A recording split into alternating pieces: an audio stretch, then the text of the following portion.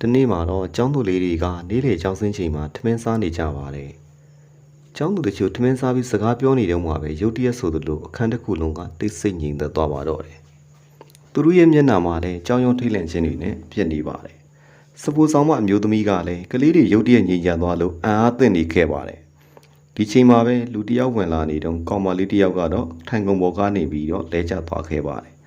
အဆိုပါလူကအခန်းထဲကိုတရွေ့ရွေ့လမ်းလျှောက်လာပြီးတော့လက်ဖြောက်တစ်ချက်တီးလိုက်ကမိန်းကလေး10ယောက်ကိုထားခိုင်းလိုက်ပါတယ်။ခဏကြာတော့သူတို့နာမည်တွေကိုရွတ်ပြခိုင်းပါတယ်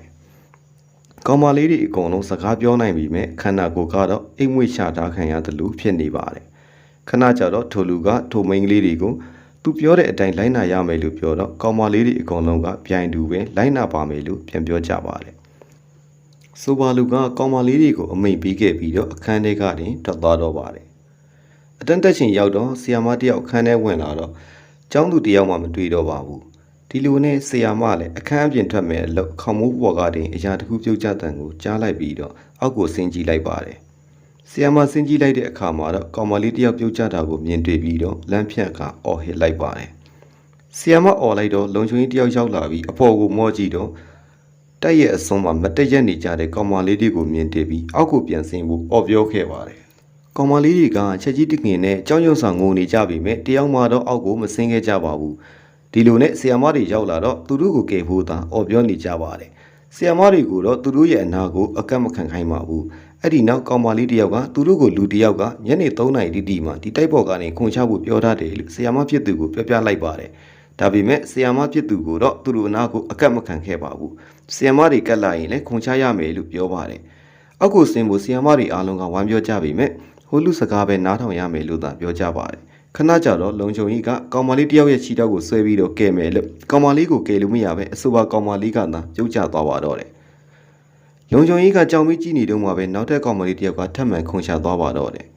ခဏအကြာအဆိုပါမိန်းကလေးများအားလုံးတိုက်အောက်ကိုခုန်ချသွားပါတော့တယ်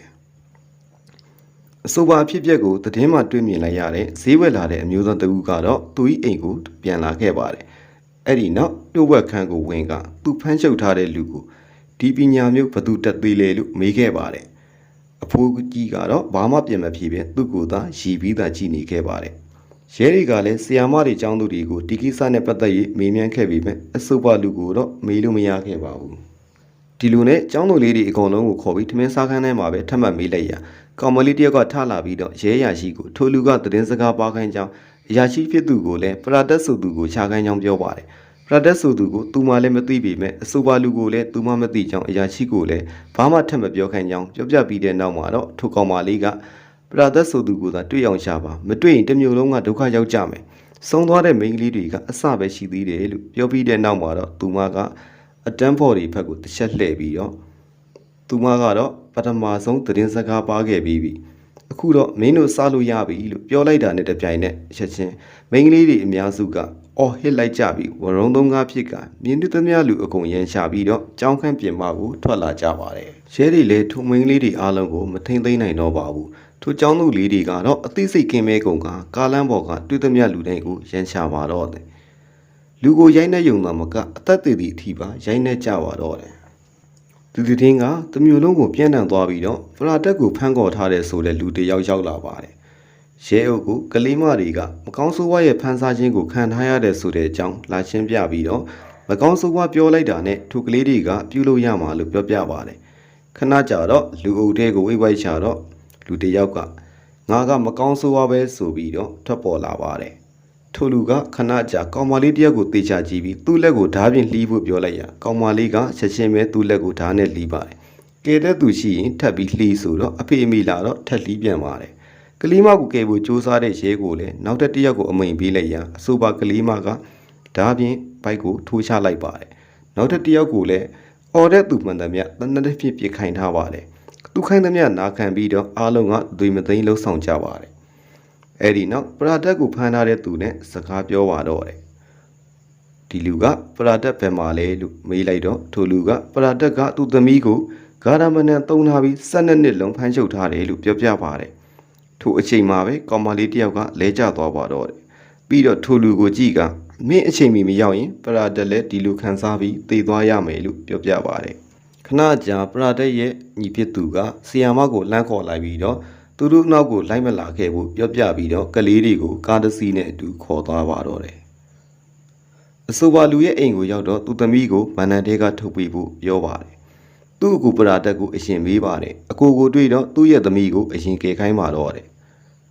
အဆိုပါလူကသူ့ကိုစီကပစ္စည်းတစ်ခုခုယူခဲ့လို့ဆိုပြီးပြောတော့မောင်မူကမယူခဲ့ပါဘူးဒါပေမဲ့သူသမီးကိုလက်ဖေးတိုက်တုံးကပရာတက်ကပတ်စံပေးဘူးလေပြောတော့ဘလောက်လဲဆိုတော့10ယူပြီးဆိုလို့သူ့အကိုကို10ယူပြီးပေးခိုင်းပါတော့တယ်မောင်မူက900တန်ပေးပြီးမဲ့10ယူပြီးသာတောင်းပါတယ်10ယူပြီးရလာတော့သူ့အကိုကိုရအောင်နှုတ်ပြီးအဆိုကမငေကိုရအောင်ပေးခိုင်းပါတော့တယ်ပရာတက်ကို10ယူပြီးပေးပြီးတော့သူမကောင်းဆိုးပါကအပြစ်ကလွတ်ပြီးပြောပြီးတော့သူ့သမီးကိုနှိုးခိုင်းပါတော့တယ်12နှစ်ကြာထိန်းချုပ်ခံထားခဲ့ရတာကြောင့်သူမကနိုးလာခဲ့ပြီမဲ့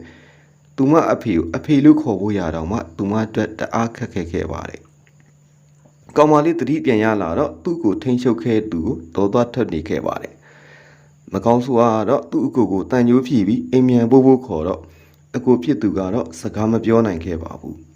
အကြောင်းကတော့မာမူကရှာဖြတ်ခံထားလို့ပါပဲ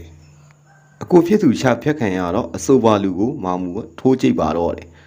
သူကသူ့ကိုစီမှာတင်ယူစရာရှိသေးတာကိုစက်သက်ခွင့်မရအောင်မင်းကပိတ်ပင်နေဆိုပြီးစိတ်တူကသမီးဖြစ်သူရဲ့ရှီတောက်ကိုပါဆွဲကအခြားမိန်းကလေးတွေကိုပါတွားရအောင်လို့ခေါ်လိုက်ပါတယ်ဒီချိန်မှာပဲဖခင်ဖြစ်သူကသူ့သမီးကိုလှုပ်ပေးပါမဟုတ်ရင်မင်းကိုတဆူအောင်တပ်ပစ်မယ်လို့အော်ပြောလိုက်တော့ထိုလူကသမီးဖြစ်သူပေါ်ရှီတောက်နဲ့တက်နှင်းပြလိုက်ပါဒီချိန်မှာပဲနားထဲကိုဂုံးဆိုပြီးနာယီကိုတစ်ချက်နှိပ်လိုက်တော့စူးချကျေလောင်တဲ့အတန်ပေါ်ထွက်လာပါတယ်အဆိုပါစူးချအတန်ကြတော့ကောင်မလေးတချို့ကတော့မူမိလဲကြကုန်ပါတယ်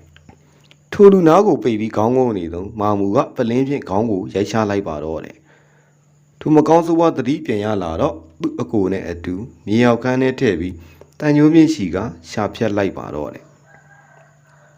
မနက်ကြတော့ရဲနဲ့ဆရာမတွေရောက်လာတော့သေတံမပေးဘဲအသက်ရှင်ခွင့်ကိုထိုမြေအောက်ခန်းထဲမှာပဲထားဖို့ဒီလိုမကောင်းဆိုးဝါးကိုဒီလိုအသက်ရှင်ခွင့်ပေးတာကအကောင်းဆုံးလို့ပြောရင်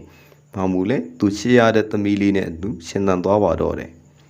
အခုဖြစ်သူကိုချဖို့အတွက်လူအသက်တွေကိုစတီးခဲ့တဲ့ဒီစကားလေးနာမည်ကတော့ best day ပဲ2လို့ခေါ်တဲ့စကားကောင်းလေးပါအားပေးကြည့်ရှုကြတဲ့မိတ်ဆွေများကိုယ်စိတ်နဲ့ပြန်ကျမ်းမာချမ်းသာကြပါစေခင်ဗျာမင်္ဂလာရှိသောနေ့လေးဖြစ်ကြပါစေ